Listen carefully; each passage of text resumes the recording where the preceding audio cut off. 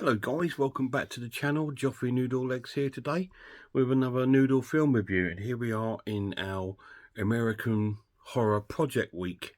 So we're having a look at some of the films in the Arrows American Horror Project volumes 1 and 2.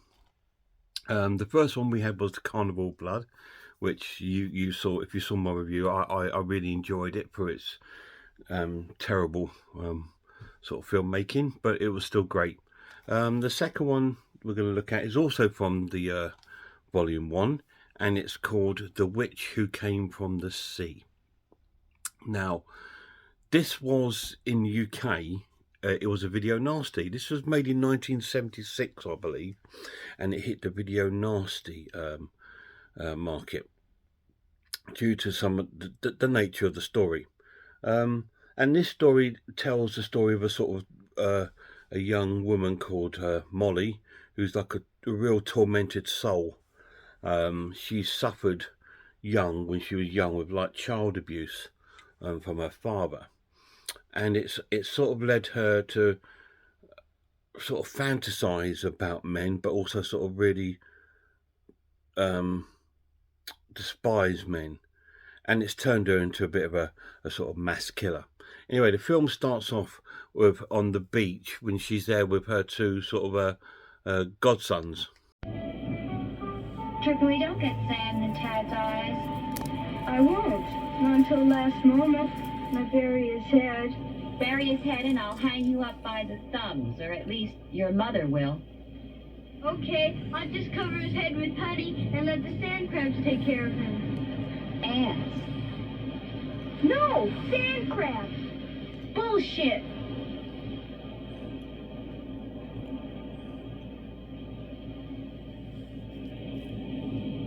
You have severe language problems, Tad, which your grandpa wouldn't approve of. He was a sailor. I beg your pardon. So she's having a conversation with them, and when she's with these children, she in the film you see that she's actually quite normal, quite nice, and quite she's got this sort of real kind of like calmness about her, and teaches the kids sort of all different things about being calm and nice, which is really strange. And then she's on the beach here and she gets distracted because there's like a keep fit area, and there's all these sort of muscular men doing these exercises, and she seems to be sort of like fascinated at watching them.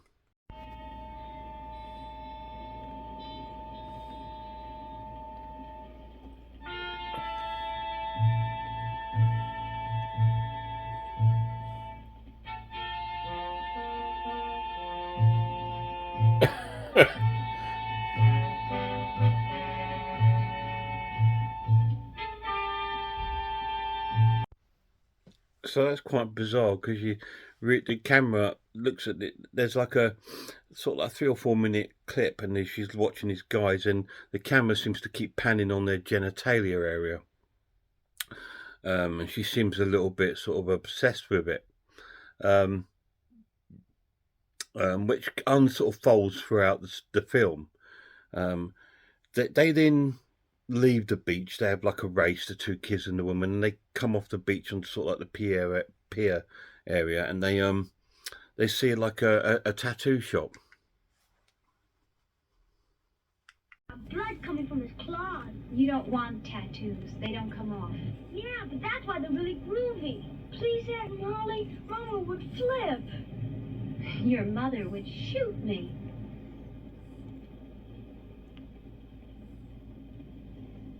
Grandpa had tattoos, didn't he? No, couldn't have. He was a good man. He loved everyone as God meant men to be. Untouched, perfect. God made all of us perfect. Truly, he did.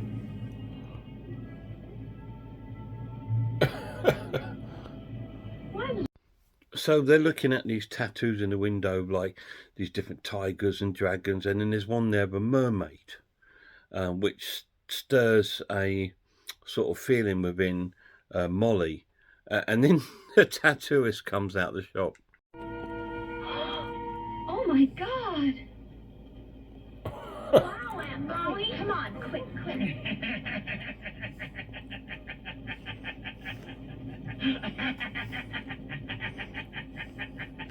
So a little sort of story on the tattoo thing. The mermaid is a real sort of prominent sort of fixture in this story, because there's like a painting later on in the film of like Venus who's supposed to have come from the sea, and she's supposed to have killed her father or whatever with cutting off his genitalia. Anyway, so that story comes into it later, and also the tattoo of the mermaid, her father, who's abused her when she was young, had that same tattoo, and I think later in the film she gets the tattoo as well. So there is a connection there. That's why the tattoo thing might seem a bit random there, but it comes into the story a bit later on. We then join them back at the young lad's mother's. The mother looks like it could be their grandmother, really. She looks really old, and so we get to meet her. You, Sister Molly, could be a babysitting millionaire. Don't tell me the kids don't like you better than they like me, your own hard-working mother. Don't say that, or I'd say seaweed if you said that. Here we go. Back to class. Sam Walker. Is he the greatest football player who ever lived, Aunt Molly? Sure, he's Sam the Electric Man. Very beautiful. He could be a great dancer, a great poet, a sailor, a captain, a king. Touchdown twins. Sam the Electric Man and Austin Slade. Are they the greatest men in the world, Aunt Molly? They're like your grandpa, or Christopher Columbus, or Washington, Or Jack the Ripper. Grandpa was a drunken bum. You ought to come back and sleep here tonight, Molly. You should be working in a classier saloon. You could be a top cocktail waitress. Top. Maybe even a bunny, Molly, if you concentrated. Look, what kind of tips do you think those football guys leave? Not tips like you get at a hippie joint. So they're having sort of conversations, and the conversation does take a sort of personal turn. And when they start talking and referring about their father, whereas the Molly's sister says that, you know, the father was terrible, abusive, and sexually abusive to him, and Molly's sort of like in denial of it all. They love you, Molly. I know. You and welfare, that's all they got in this world. I've got you. Oh, I've got a pain. Don't talk about that. I've got a big pain where Papa kicked me. Papa never kicked anyone. Don't say that. Papa never put a finger on you, and you know it. Yeah, Molly's in quite a denial of it all. She believes, because I believe that their father's dead, but she believes he's lost at sea. And again, it sort of gets sort of like told throughout the story. It's quite a confusing little story, but it's but I think it's supposed to be that way because it's an insight into Molly's sort of mind, and she's a little bit she's obviously got mental health issues, obviously because of her past, and they sort of like come alive throughout the film. Just like in this bit here, while she's watching the telly, there's an advert on about razor blades, and the guy on the telly seems to be talking to her. Only his brains were lost at sea. What's on for tonight, honey? That depends on how close you want to shave. Look, he looks like Papa. Papa should have been so lucky. Well, this is a close shave. This is the closest. Why do we have to go out at all? How close do you want to be to the woman in your life? Be smart. Be closer. Be the closest guy of all. Don't bruise the lady. Hey, Molly. Want to come sail around the world with me? Just you and me in a big sail, Molly. So she sort of fantasizes about these sort of men talking to her and stuff like that. Are really handsome, sort of good men and strong men and famous. There's something to do with the television. She sort of looked at television as an escape from reality, and she thinks everyone on the television are a much better human being and they're sort of all nice and that, and everyone else in reality isn't, and that's all probably goes down to what her dad's did. And then she sort of we cut to sort of like another dream sequence where she's with two, because she'd been watching on the telly with the lads the American football, and she's in the room with two of the American footballers.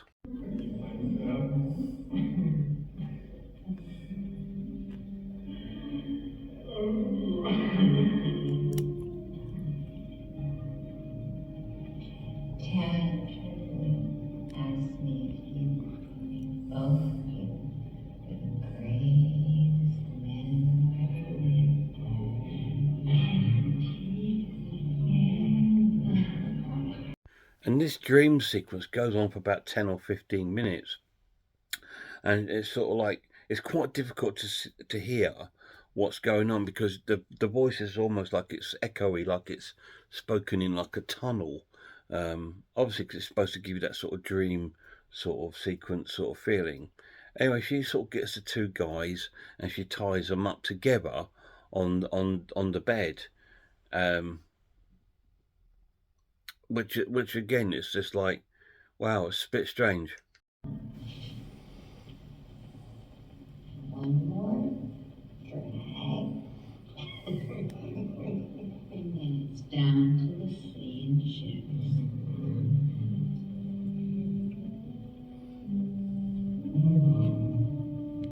So she ties him up on the bed,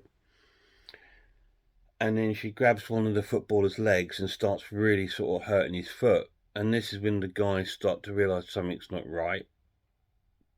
You don't forget this is a dream sequence. And then she goes into the bathroom and they're tied up and gets a razor blade. And she comes back and she starts then cutting up and slashing and cutting off one of the men's genitalias. Obviously, I can't show you that. And obviously, this is why the film's a video nasty. It's because of these sort of sequences. And you don't see too much at this point. It's you just see her, the man sort of screaming, and you see sort of blood spurting everywhere. And then we cut back as she comes out of the dream and she's getting ready for work, and her sister saying, well, you can't go because you're drunk. She's also got a drink and sort of drug problem. Again, that's probably all down to her mental health issues because she's so scarred of what's happened that she's sort of switched off from it. And I think that's all been occurred to her by her drinks and drugs. And when she hasn't got them, it's when she starts seeing things in the real light. Go to work. You're drunk already. Damn you, I'm not drunk. I have to be at work at 7 o'clock, which means I leave now. Sunday night they need me. I promised.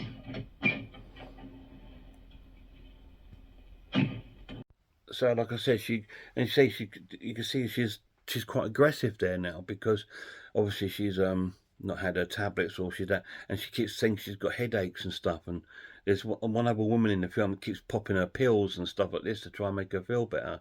And then she sort of comes into like a sort of more placid sort of state.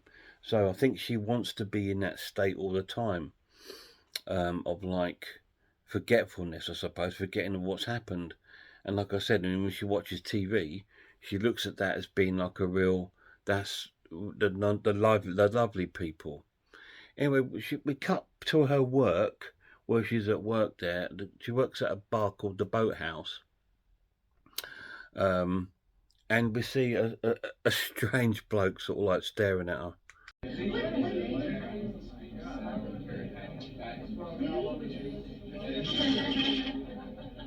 You, Molly, it's 10 o'clock. You were so fast I could kill you.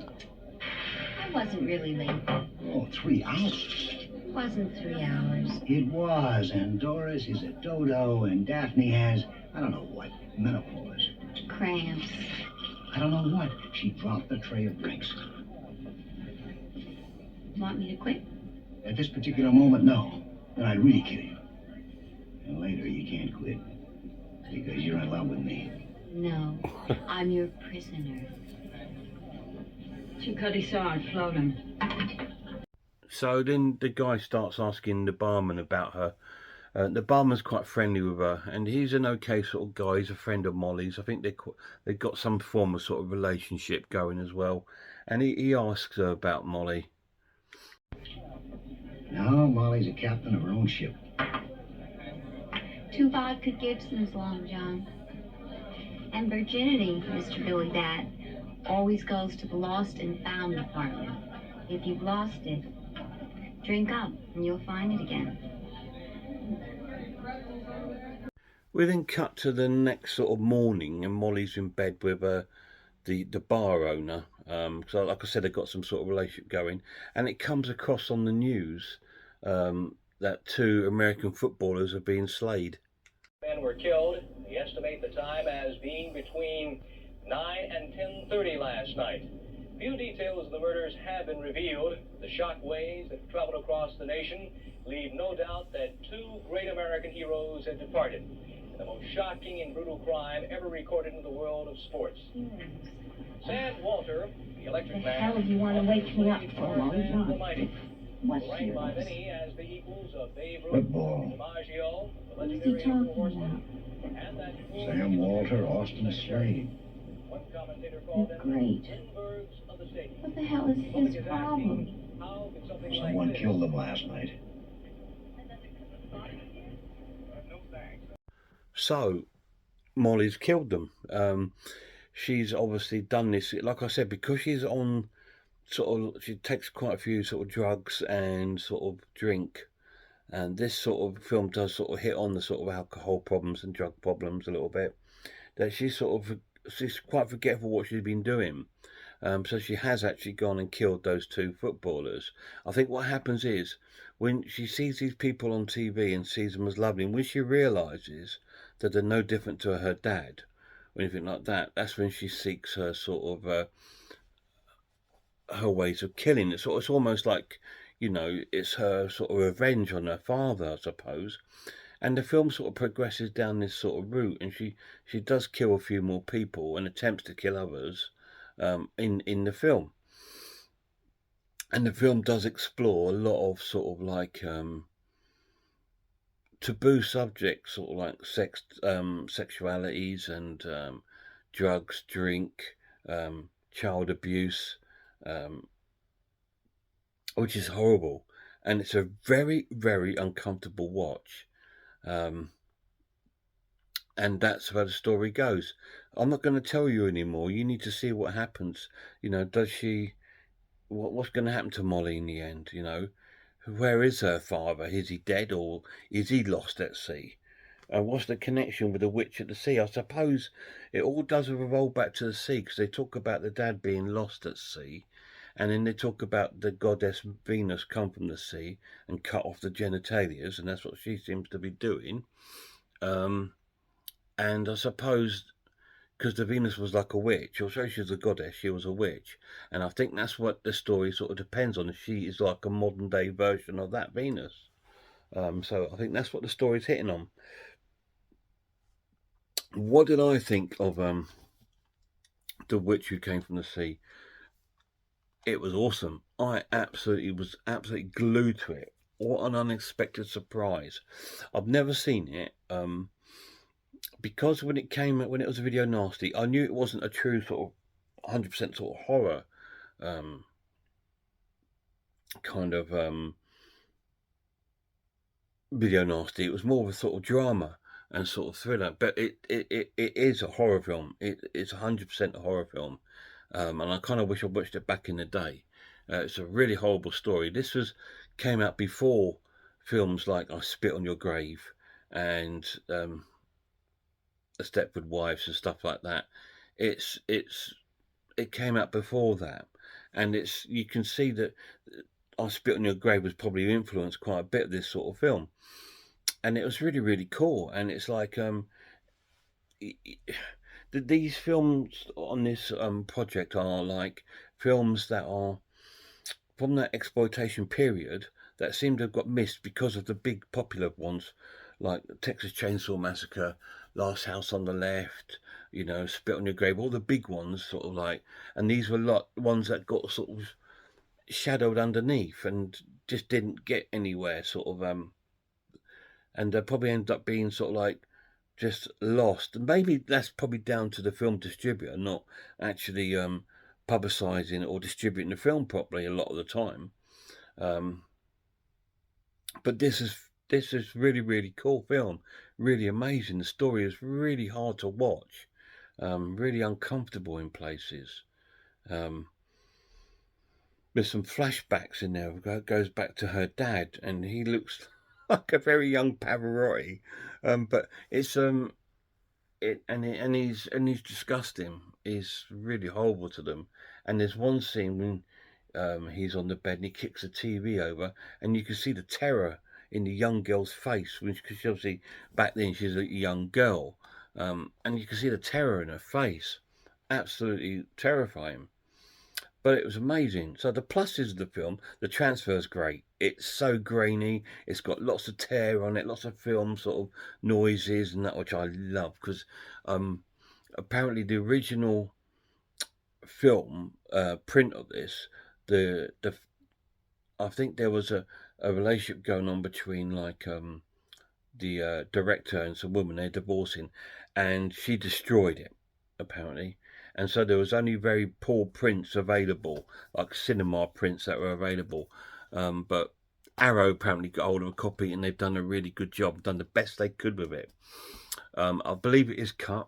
I don't think there is an uncut available edition available anywhere, because I said that got destroyed. So this is the best version you're going to get the film. So it looks great.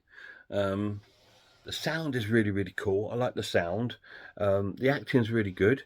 It is really strongly acted. It's a serious horror film, this one. It's not like a sort of cheesy, tacky one. And the camera work is really cool. It's almost made to look like a real big budget film, because it's filmed in like a real widescreen. So it does look like a massive big budget film for a low budget film. And it was really cool. Absolutely loved it. Negatives, it would have been great to see a version of not an uncut version. Although, you know, I think there is one scene that is quite on what it's sort of like, you know, it's hard to watch scene later in the film when she's doing her killing. But it's still very cool, really good. I'm going to score the film now. I'm going to score it an amazing watch and give it a 9 out of 10. It was absolutely fantastic. I can't give it a 10 out of 10 because obviously it's not the full version. That version's not going to be available anywhere. Like I said, because it was destroyed. So because it's not the actual full version with bits that have been like cut out from it, obviously because it would have been edited to go in the cinema, and this never really came out here. Just didn't make it over here because of the subject matter. It's a really tough subject matter to watch. I can't give it 10 out of 10 because it's not, you know, the complete sort of thing, but I loved it. And if it would have been, I probably would have scored it a 10 out of 10. It's an amazing film. It's almost like a film student's perfect film to do like a sort of like paper on, because it's so strange in places and so cool, and lots of dream sequences, and a lot of time you're guessing what is going on. But as the film goes on, it just unfolds, and then you're thinking, oh my god, yeah, that's really good. Great film. The Witch Who Came from the Sea, 9 out of 10. So guys, please check out some other horror channels for me before my next American Horror Project video. Check out Horror Hands, Horror Geek, the Man v Film.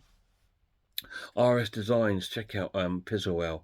I'm the Ice Lord Sarah of Horror. Till next time, look after yourselves, look after one another, and I really hope I see you all soon.